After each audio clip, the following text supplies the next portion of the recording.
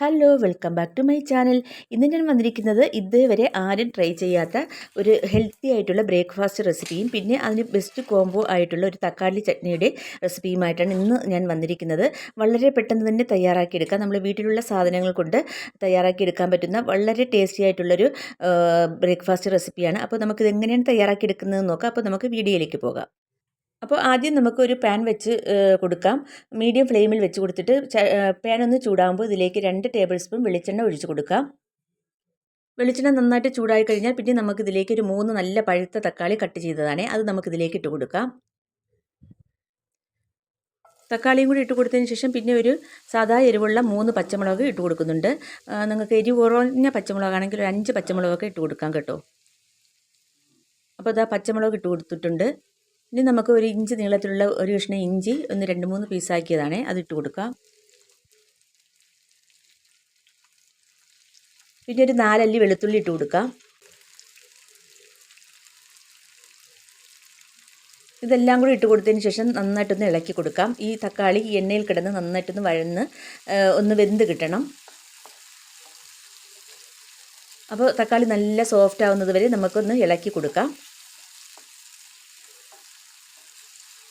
അപ്പോൾ അത് ഇളക്കി കൊടുത്തിട്ടുണ്ട്. ഇനി നമുക്ക് അടച്ച് വെച്ച് ഇതൊന്ന് ആവി കയറി വേവുന്നത് വരെ ഒന്ന് വെയിറ്റ് ചെയ്യാം.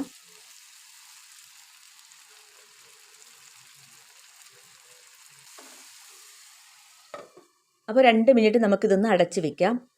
തക്കാളി ആവി കയറി നന്നായിട്ടൊന്ന് സോഫ്റ്റായി കിട്ടട്ടെ. ഇപ്പോൾ 2 മിനിറ്റ് കഴിഞ്ഞിട്ടുണ്ട്. ഇപ്പോൾ നമുക്ക് ഒന്ന് തുറന്നിട്ട് വീണ്ടും ഒന്ന് ഇളക്കി കൊടുക്കാം. കുറച്ചും കൂടി സോഫ്റ്റ് ആവാനുണ്ട്. അപ്പോൾ നമുക്കൊന്നും കൂടി അടച്ച് വെച്ച് കൊടുക്കാം. ഇപ്പോൾ ഒരു 30 സെക്കൻഡും കൂടി കഴിഞ്ഞിട്ടുണ്ട്. ഇതാ നമ്മുടെ തക്കാളിയൊക്കെ നന്നായിട്ട് ആവി കയറിയിട്ട് നന്നായിട്ട് ഉടഞ്ഞ് സോഫ്റ്റായി കിട്ടിയിട്ടുണ്ട്. ഇനി നമുക്കിതിലേക്ക് ഒരു 3/4 ടീസ്പൂൺ കാശ്മീരി മുളക് പൊടി ഇട്ട് കൊടുക്കാം. മുളക് പൊടി ഇട്ട് കൊടുത്തില്ലെങ്കിൽ ഒരു 5 പച്ചമുളകൊക്കെ ഇട്ട് കൊടുക്കണം കേട്ടോ. ഞാൻ മുളക് പൊടി ഇട്ട് കൊടുക്കുന്നത് കൊണ്ടാണ് ഒരു 3 പച്ചമുളക് ആക്കിയത്. അപ്പോൾ നന്നായിട്ട് ഇതിൻ്റെ പച്ചക്കുത്തൊന്ന് മാറുന്നത് വരെ ഒന്ന് ഇളക്കി കൊടുക്കാം. അപ്പോൾ അതാ നമ്മുടെ ടൊമാറ്റോ ഇവിടെ നന്നായിട്ട് മുളക് പൊടിയുടെ പച്ചമണമൊക്കെ ഒന്ന് മാറി നന്നായിട്ടൊന്ന് സോഫ്റ്റായി കിട്ടിയിട്ടുണ്ട്. ഈ സമയം നമുക്ക് ഫ്ലെയിം ഓഫാക്കിയിട്ട് ഇതൊന്ന് മാറ്റി വയ്ക്കാം. തണുക്കുന്നതിന് വേണ്ടി നമുക്ക് മാറ്റി വയ്ക്കാം. ഈ സമയം നമുക്ക് ഒരു വലിയൊരു ജാർ എടുക്കുക. ഇതിലേക്ക് 250 ml മെഷറിംഗ് കപ്പിന് 1 കപ്പ് റവ ഇട്ട് കൊടുക്കാം. വറുത്തതായിരുന്നാലും വറുക്കാത്തതായിരുന്നാലും കുഴപ്പമില്ല കേട്ടോ. എന്നിട്ട് നന്നായിട്ട് ഇതൊന്ന് പൊടിച്ചെടുക്കാം. അപ്പോൾ അതാ പൊടിച്ചെടുത്ത് വന്നിട്ടുണ്ട്. ഇനി നമുക്കിതിലേക്ക് 2 മീഡിയം സൈസ് ഉരുളക്കിഴങ്ങ് ഒന്ന് അരിഞ്ഞിട്ട് കഴുകിയെടുത്തതാണ്, അത് കട്ട് ചെയ്തെടുത്തിട്ടുണ്ട്. ഇത് നമുക്കിതിലേക്ക് ഇട്ട് കൊടുക്കാം. വലിയ പൊട്ടാറ്റോ ആണെങ്കിൽ 1 എടുത്താൽ മതിയാവും. ഇനി നമുക്ക് ഈ റവ എടുത്തത് ഏത് കപ്പിലാണോ അതേ കപ്പിൽ 1 കപ്പ് വെള്ളം എടുക്കുക. എന്നിട്ട് പകുതി വെള്ളം ഇതിലേക്ക് ഒഴിച്ചു കൊടുക്കുക. പകുതി വെള്ളം ഒഴിച്ചു കൊടുത്ത് ആദ്യം അരച്ചെടുക്കുക. അല്ലെങ്കിൽ 1 കപ്പ് വെള്ളം ആദ്യമേ ഒഴിച്ചു കൊടുത്താൽ നമ്മുടെ ഉരുളക്കിഴങ്ങ് നന്നായിട്ട് അരഞ്ഞു കിട്ടില്ല കേട്ടോ. അപ്പോൾ അതുകൊണ്ട് കുറച്ച് വെള്ളം ഒഴിച്ചിട്ട് ആദ്യം ഒന്ന് അരച്ചെടുക്കാം. ഇപ്പോൾ ഇതാ നമ്മുടെ ഉരുളക്കിഴങ്ങും റവയുമായിട്ട് നന്നായിട്ട് അരഞ്ഞ് ചേർന്നിട്ടുണ്ട്. ഇനി നമുക്ക് ബാക്കി വെള്ളം ആ അരക്കപ്പ് വെള്ളവും കൂടി ഒഴിച്ചു കൊടുത്തിട്ട് ഒന്നും കൂടി ഒന്ന് അരച്ചെടുക്കാം.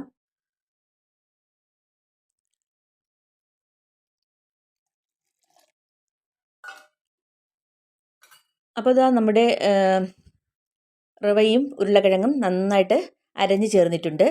ഇനി നമുക്കിതൊന്ന് ഒരു ബൗളിലേക്ക് ഒഴിച്ചു കൊടുക്കാം. വളരെ കട്ടിയുമല്ല വളരെ അങ്ങ് ലൂസുമല്ലാത്ത പരുവത്തിലാണ് നമുക്കിത് കിട്ടിയിട്ടുള്ളത്.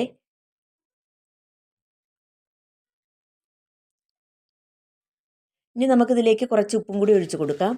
ഞാനിവിടെ കല്ലുപ്പ് ഒന്ന് അലിയിച്ചെടുത്ത അതാണ്, അതിൻ്റെ വെള്ളമാണ് ഒഴിച്ചു കൊടുക്കുന്നത്. തരിയുപ്പുള്ളവർ ഒരു ടീസ്പൂണൊക്കെ തരിയുപ്പ് ഇട്ട് കൊടുക്കാം. ഞാനിവിടെ 2 ടീസ്പൂൺ ഉപ്പ് വെള്ളം ഒഴിച്ചു കൊടുത്തിട്ടുണ്ട്. എന്നിട്ട് ഇത് നന്നായിട്ടൊന്ന് മിക്സ് ചെയ്തെടുക്കുക.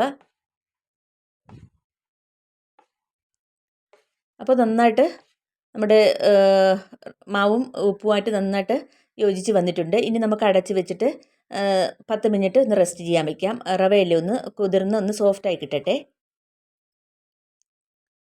ഈ സമയം നമ്മുടെ നേരത്തെ വഴറ്റി വെച്ചിരുന്ന തക്കാളി നന്നായിട്ട് ചൂടൊക്കെ ആറിയിട്ടുണ്ട്. ഒരു മിക്സിയുടെ ജാറിലേക്ക് നമുക്കിതൊന്ന് നീക്കിയിട്ട് കൊടുക്കാം.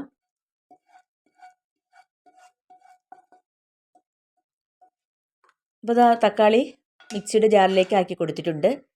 ഇനി വെള്ളം ഒട്ടും തന്നെ ഒഴിക്കാതെ നമുക്കിതൊന്ന് അരച്ചെടുക്കണം. അതിന് മുമ്പായി നമുക്ക് കുറച്ച് ഇൻഗ്രീഡിയൻറ്റും കൂടെ ഇടണം. അതിന് വേണ്ടി ഒരു ടേബിൾ സ്പൂൺ നിലക്കടല ഒന്ന് ചെറുതായിട്ടൊരു എണ്ണയിലിട്ട് ഒന്ന് ഫ്രൈ ആക്കി എടുത്തതാണ്. അത് നമുക്ക് ഇതിലേക്ക് ഇട്ട് കൊടുക്കാം. അതിനുശേഷം ഒരു ചുള പുളി ഇട്ട് കൊടുക്കാം. പുളി തോനെയൊന്നും ഇട്ട് കൊടുക്കേണ്ട, ഒരു ചുള ഇട്ട് കൊടുത്താൽ മതി. അതിനുശേഷം ഒരു ടേബിൾ സ്പൂൺ മല്ലിയിലയും കൂടി ഇട്ട് കൊടുക്കാം. എന്നിട്ട് ഒരു ടീസ്പൂൺ ഉപ്പുവെള്ളവും കൂടി ഒഴിച്ച് കൊടുക്കാം. എന്നിട്ട് ഇതൊന്ന് തരിതരിപ്പോട് കൂടി ഒന്ന് അരച്ചെടുക്കണം കേട്ടോ. വളരെ ഫൈനായിട്ട് എടുക്കേണ്ടതില്ല. ഒന്ന് തരിതരിപ്പോട് കൂടി അരച്ചെടുക്കുന്നതാണ് ഈ ചട്നിക്ക് ടേസ്റ്റ് കേട്ടോ. അപ്പോൾ അതാ ചട്നി നന്നായിട്ട് അരച്ചെടുത്തിട്ടുണ്ട്.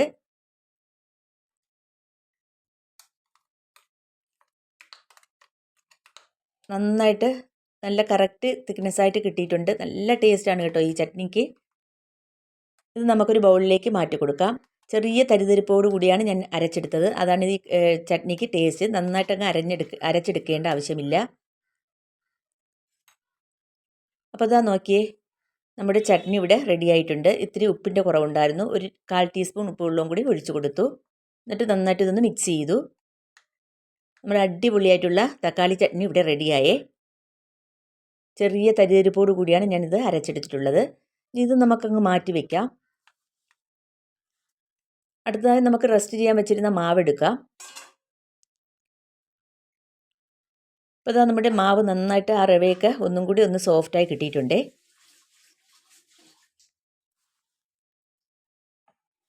ഒന്ന് കലക്കി കൊടുക്കാം. ഇനി നമുക്കിതിലേക്ക് കുറച്ച് ഇൻഗ്രീഡിയൻസ് ഒക്കെ ഇടണം കേട്ടോ.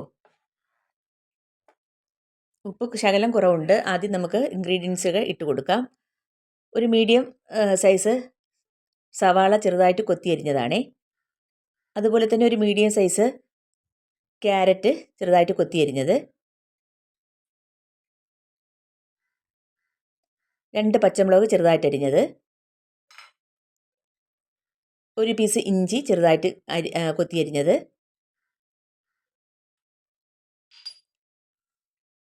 പിന്നെ കുറച്ച് കറിവേപ്പില ചെറുതായിട്ട് അരിഞ്ഞത്, അതുപോലെ തന്നെ ഒരു ടേബിൾ സ്പൂൺ മല്ലിയിലയും കൂടി ചെറുതായിട്ട് അരിഞ്ഞത്. ഇതെല്ലാം കൂടി ഇട്ട് കൊടുത്തതിന് ശേഷം ഒന്ന് ഇളക്കി കൊടുക്കാം. എല്ലാം കൂടി ആ മാവുമായിട്ട് നന്നായിട്ട് മിക്സായി വരണം. അപ്പോൾ ഞാൻ പറഞ്ഞില്ലേ, ഉപ്പ് കുറവായിരുന്നത് കൊണ്ട് ഒരു 1/2 ടീസ്പൂൺ ഉപ്പും കൂടി ഞാൻ ഒഴിച്ച് കൊടുത്തിട്ടുണ്ട്. എന്നിട്ട് എല്ലാം കൂടി നന്നായിട്ടൊന്ന് മിക്സാക്കി എടുക്കുന്നുണ്ട്. ഇനി നമുക്ക് ഇതിലേക്ക് കുറച്ച് സോഡാപ്പൊടി ഇട്ട് കൊടുക്കണമേ. അപ്പോൾ ഒരു 1/4 ടീസ്പൂൺ സോഡാപ്പൊടിയും കൂടി ഇട്ട് കൊടുത്തിട്ട് നന്നായിട്ടൊന്ന് എല്ലാം കൂടി നന്നായിട്ട് യോജിച്ച് വരുന്ന വിധത്തിൽ നന്നായിട്ട് മിക്സാക്കി എടുക്കാം. അപ്പോൾ ഉപ്പൊക്കെ കറക്റ്റാണ് കേട്ടോ. നമ്മുടെ ബാറ്റർ ശരിയായി. ഇനി നമുക്ക് ഒരു പാൻ എടുക്കാം. അത് ഞാൻ കടുകൊക്കെ താളിക്കുന്ന ഇതുപോലെയുള്ള കുടുവൻ ഒരു പാനാണ് എടുത്തിട്ടുള്ളത്. ഇതില്ലെങ്കിൽ നിങ്ങൾക്ക് അപ്പച്ചട്ടി എടുക്കാം, ചെറിയ കുഴിവുള്ള അപ്പച്ചട്ടി എടുക്കാം. അപ്പോൾ ഇത് ഒരു ലോ ഫ്ലെയിമിൽ വെച്ച് കൊടുത്തതിന് ശേഷം പാൻ ഒന്ന് ചൂടാവുമ്പോൾ ഇതിലേക്ക് 1/4 ടീസ്പൂൺ എണ്ണ ഒഴിച്ചു കൊടുക്കാം. ഇനി നമുക്ക് നമ്മുടെ തയ്യാറാക്കി വെച്ചിരിക്കുന്ന ബാറ്ററിൽ നിന്ന് ഒരു 2 തവി മാവ് കോരി ഇതിലേക്ക് ഒഴിച്ചു കൊടുക്കാം. ഇടത്തരം തവിയാണ്, അതുകൊണ്ടാണ് 2 തവി ഞാൻ ഒഴിച്ചു കൊടുക്കുന്നത്. വലിയ തവിയാണെങ്കിൽ നമുക്ക് ഒരു തവി ഒഴിച്ചു കൊടുത്താൽ മതിയാവും. ഇനി നമുക്കിത് അടച്ച് വെച്ചിട്ടൊരു 2 മിനിറ്റ് നേരം ലോ ഫ്ലെയിമിലിട്ടൊന്ന് വേവിച്ചെടുക്കണം. അപ്പോൾ നമുക്ക് അടച്ച് വെച്ച് കൊടുക്കാം. ഇപ്പോൾ ഇതാ 2 മിനിറ്റ് ആയിട്ടുണ്ട്. നമുക്ക് അടപ്പ് തുറക്കാം. ഇപ്പോൾ ഇതാ നോക്കിയേ, നമ്മൾ ഒഴിച്ച മാവൊക്കെ നന്നായിട്ട് മീതിയൊക്കെ നന്നായിട്ട് ഡ്രൈ ആയിട്ട് അതിൻ്റെ അടിഭാഗമൊക്കെ നന്നായിട്ട് മുരിഞ്ഞ് കിട്ടിയിട്ടുണ്ട്. ഇനി നമുക്കിതൊന്ന് മറിച്ചിട്ട് കൊടുക്കാം. മറിച്ചിട്ട് കൊടുത്തതിന് ശേഷം പിന്നെ മൂടേണ്ട ആവശ്യമില്ല കേട്ടോ. പിന്നെ അടപ്പ് വെച്ച് മൂടേണ്ട ആവശ്യമില്ല. ഇനി 1 മിനിറ്റ് കൂടി നമുക്ക് ആ ലോ ഫ്ലെയിമിലിട്ടൊന്ന് വേവിച്ചെടുക്കണം. അപ്പോൾ ഇതാ 1 മിനിറ്റ് കൂടെ കഴിഞ്ഞിട്ടുണ്ട്. നമ്മുടെ അപ്പം പാനിൽ നിന്ന് എടുക്കാം. ഇതാ നോക്കിയേ, നല്ല മുരിഞ്ഞ ഒരു പലഹാരമായിട്ട് നമുക്ക് കിട്ടിയിട്ടുണ്ട്.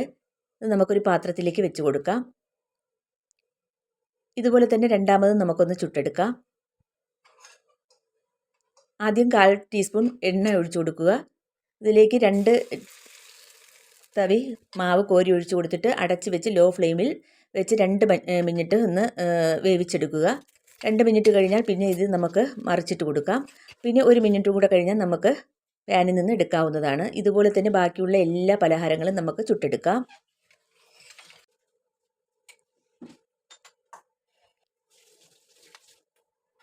അപ്പോൾ അതാ നമ്മുടെ പലഹാരം മൊത്തവും ഞാൻ ദാ ചുട്ടെടുത്തിട്ടുണ്ട്. നമ്മുടെ ടേസ്റ്റി ആയിട്ടുള്ള നല്ല സോഫ്റ്റ് ആയിട്ടുള്ള നമ്മുടെ വീട്ടിൽ ഉള്ള സാധനങ്ങൾ കൊണ്ട് തയ്യാറാക്കിയ ഒരു വെറൈറ്റി വൻദോശയാണ് ഇത്. അപ്പോൾ അതിന് കോംബോ ആയിട്ടുള്ള തക്കാളി ചട്നി ഇവിടെ റെഡി ആയിട്ടുണ്ട്. വളരെ ടേസ്റ്റി ആയിട്ടുള്ളൊരു വൻദോശയാണിത്. ഒരു വെറൈറ്റി വൻദോശയാണ്. നല്ല സോഫ്റ്റ് ആണ് ഉള്ള്. ഒന്ന് പിളർന്ന് കാണിച്ചു തരാം. കണ്ടില്ലേ, ഉള്ളൊക്കെ നല്ല ആരോട് കൂടിയാണ് ഇരിക്കുന്നത്. ഈ ചട്നി കൂട്ടി ഈ വൻദോശ കഴിക്കാൻ നല്ല ടേസ്റ്റാണ് കേട്ടോ. അപ്പോൾ എല്ലാവരും ഒന്ന് ട്രൈ ചെയ്യുക. വളരെ ടേസ്റ്റി ആയിട്ടുള്ളൊരു ബൻദോശയാണ് ഇത്. ബ്രേക്ക്ഫാസ്റ്റ് ആയിട്ടും ഈവനിങ് സ്നാക്സ് ആയിട്ടും ഡിന്നറിനൊക്കെ ഉപയോഗിക്കാൻ പറ്റിയ ഒരു അടിപൊളിയായിട്ടുള്ളൊരു പലഹാരമാണ്. അപ്പോൾ ഇന്നത്തെ വീഡിയോ നിങ്ങൾക്ക് എല്ലാവർക്കും ഇഷ്ടമായെന്ന് വിചാരിക്കുന്നു. വീഡിയോ ഇഷ്ടമായ ഒന്ന് ലൈക്ക് ചെയ്യാനും ഷെയർ ചെയ്യാനും കമൻറ്റ് ചെയ്യാനൊന്നും മറന്നു പോകരുതേ. അടുത്ത ഇതുപോലുള്ള വേറൊരു വീഡിയോ ആയിട്ട് വീണ്ടും കാണാം. അതുവരേക്കും എല്ലാവർക്കും താങ്ക്